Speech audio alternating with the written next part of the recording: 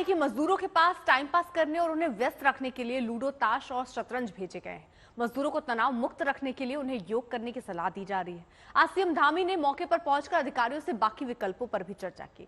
हमने Konkan rail project के पूर्व निदेशक से बात की और ऐसे हालात में वर्टिकल ड्रिलिंग करने में क्या क्या दिक्कतें आ सकती हैं, ये समझने की कोशिश की।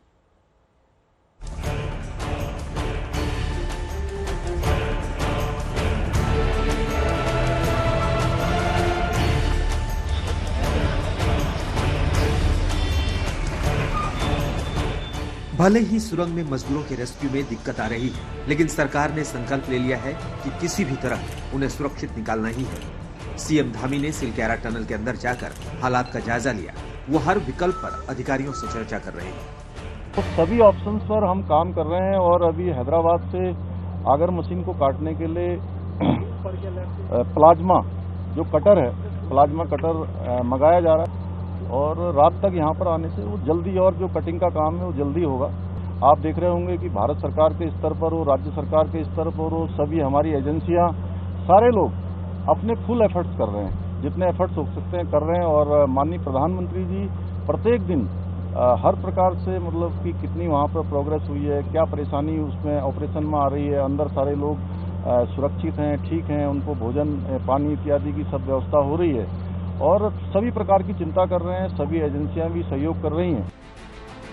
वर्टिकल ड्रिलिंग भी आसान नहीं होगी, उसमें आने वाली चुनौतियां भी कम नहीं है। इस बीच अब एक तैयारी दूसरी हो रही है वर्टिकल ड्रिलिंग की, कि पहाड़ की उस चोटी पर जहां बॉर्डर रोड ऑर्गेनाइजेशन ने पहले ही ट्रैक बना रखा है, उस ऊंचाई पर अगर ड्रिलिंग करनी है तो वो कैसे होगी, उसके लिए ये महामशीन तैयार कर दी गई है।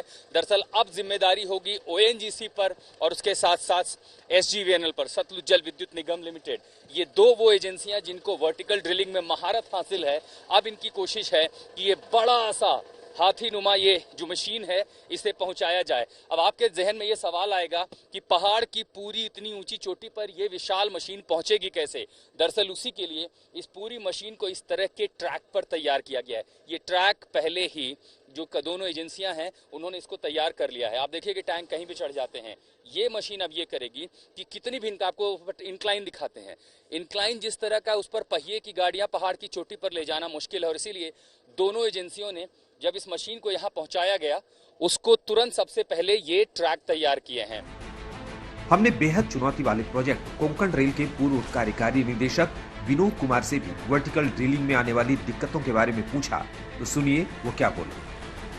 अगर उन्होंने जियोलॉजी वेरीफाई कर ली है तो पॉसिबल है, वर्टिकल ड्रिलिंग पॉसिबल है। और जब पायलट होल हो जाएगा थ्रू, उसके बाद उसकी बोरिंग करेंगे वो लोग, उसको फिर 300 mm तक बनाएंगे। 300 मिलीमीटर मतलब 1 फुट का ड्रिल करेंगे। और जब वो 1 फुट ड्रिलिंग पूरी हो जाएगी तो उसमें से रॉड डालते हैं नीचे, और नीचे कटर डालते हैं।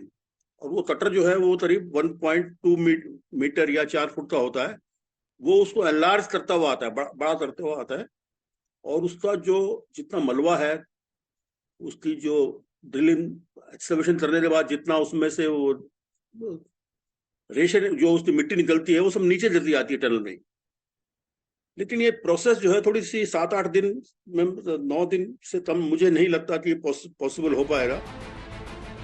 सरकार मजदूरों तक बीएसएनएल के जरिए फोन भेज रही है, जिससे वो लैंडलाइन से अपने घर वालों से बात कर सके। अब कोशिश ये हो रही है कि उन मजदूरों तक संपर्क के साधन बेहतर हों, और इसीलिए बीएसएनएल क्या कर रहा है, ये बड़ी जो केबल है, ये केबल्स भेजी जा रही है, फोन लाइन है, और ये सुरंग के भीतर पहुंचाई जाएगी। इस केबल का काम क्या होता है, ये केबल क्या करती है? ये लैंडलाइन के लिए हो रही, जो मजदूरों के लिए अपने परिजनों से बात कर सकते हैं, जो फंसे हुए मजदूर हैं। तो जो फोन होता है वो बड़ा होता है, तो उन तक वो कैसे पहुंचाएगा? इसमें छोटा सा फोन यूज होगा, इसमें ना छोटा सा फोन यूज होगा, तो ये उन तक पहुंचाई जाएगी। जी जी, बीएसएनएल लगा रहा है। बीएसएनएल लगा रहा है। कितनी देर में ये कनेक्शन पूरा हो सकता है? जल्दी, अभी आधे 1 घंटे के अंदर ये कनेक्शन लग जाएगा। क्योंकि मजदूर 14 दिन से टनल के अंदर है और कई बार ऑपरेशन में दिक्कत आ चुकी है।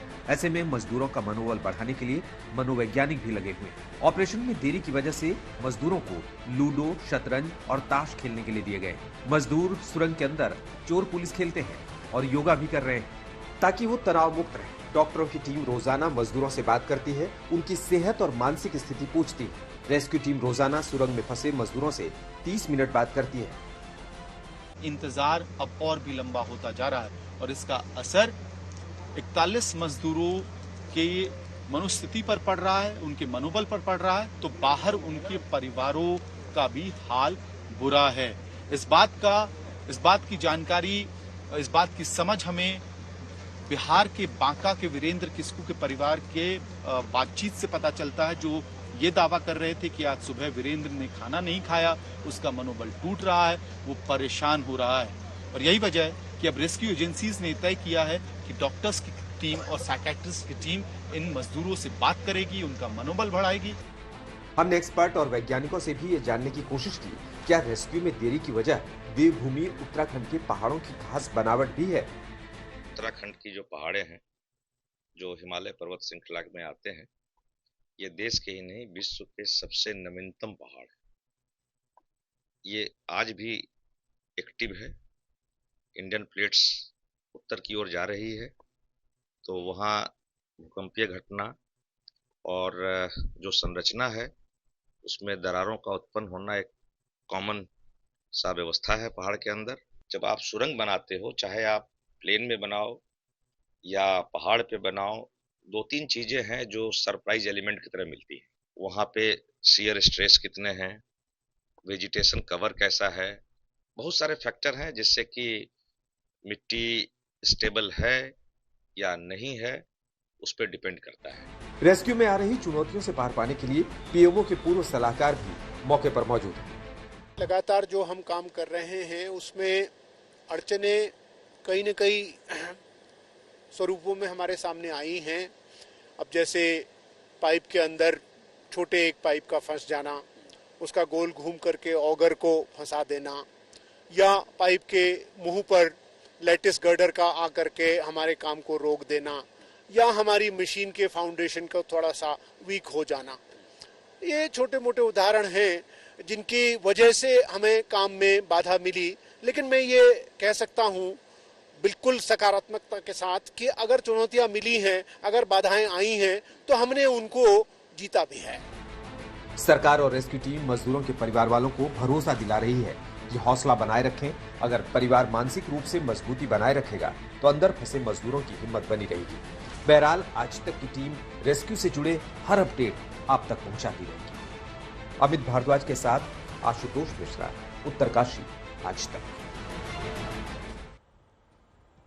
तो एक टनल जहां पर तकरीबन 14 दिन से ये मजदूर फंसे हैं, उन तक खाना तो पहुंचाया जा रहा है, लेकिन वहां उनको मानसिक रूप से भी वो मजबूत रहें, उसके लिए कोशिशें हो रही हैं। सुरंग में क्या इस वक्त कर रहे मजदूर, इसके भी प्रबंध किए गए। सरकार ने दरअसल लैंडलाइन फोन वहां पर भेजे ताकि वो अपने घर वालों से बात कर पाए, एक मानसिक रूप से वो अपने आप को मजबूत कर पाएंगे। गेम खेलने के लिए मोबाइल भेजे गए हैं ताकि समय उनका कट पाए। अगर आप शांति से बैठे हैं तो आपको बार बार ये जहन में आएगा कि आप कब निकलने वाले हैं, और इसीलिए आप गेम में व्यस्त रहें। ये कोशिशें सरकार की तरफ से। सुरंग के अंदर नेटवर्क नहीं है, इसलिए लैंडलाइन भेजा जा रहा है।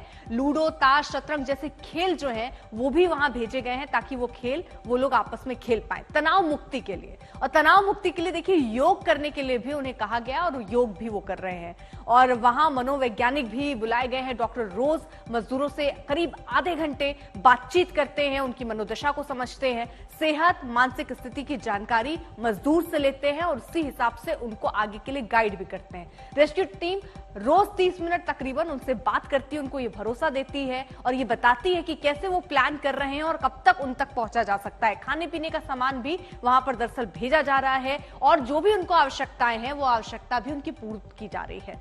उत्तराखंड के उत्तरकाशी जिले में सुरंग धंसने से फंसे ये 41 मजदूर, 6 मजदूर इसमें से श्रावस्ती के मोतीपुर गांव के हैं। 12 नवंबर से थारू जनजाति के इन परिवारों के लिए एक दिन मुश्किल से कट रहा है। सत्यदेव नाम के मजदूर ने जब सुरंग से अपने बेटे से बात की तो कहा था कि स्कूल जाते रहना।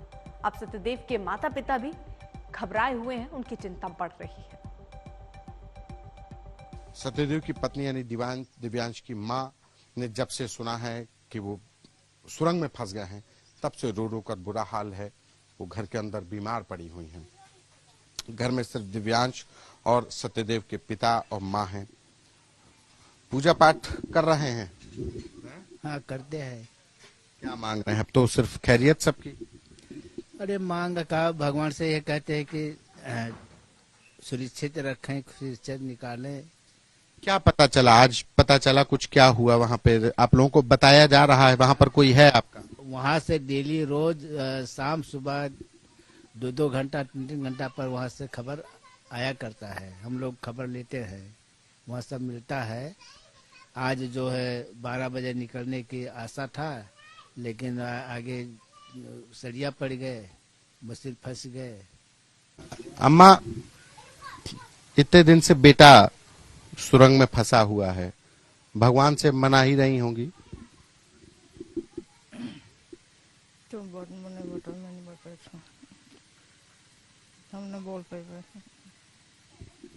माँ है जिसका बेटा 12 नवंबर से लगातार एक सुरंग में फंसा हुआ है। ये बेटा है दिव्यांश, है, स्कूल जाता है। दिव्यांश, मम्मी की तबीयत खराब है तभी से?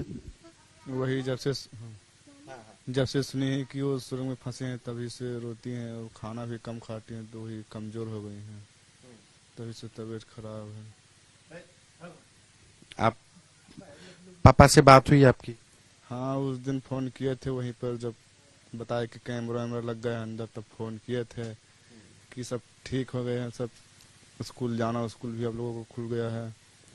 फिर भी हम नहीं गए, हम सोचे कि अब आ जाएंगे, देख लेंगे, तभी जाएंगे स्कूल, नहीं तो अभी नहीं जाएंगे।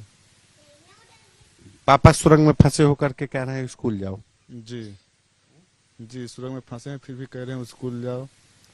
कह रहे हैं सब ठीक है, यहाँ पे खाना वाना सब मिलता है, कोई दिक्कत नहीं है।